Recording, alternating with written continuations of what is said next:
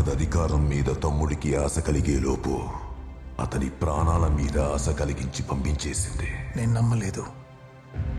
అయినా ఇక నువ్వు నాతో ఉండటం మంచిది కాదు. నచ్చిన చోటికి వెళ్ళిపో. ఏర్పాటు చేస్తా.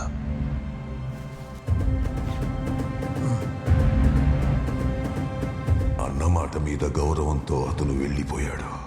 ఇప్పటి వరకు అతను ఎక్కడున్నాడో ఎవరికీ తెలియదు. చారులతే చంపించేసిందని అందరూ అనుకుంటూ ఉంటారు. అదంతా ఒక పుకారు.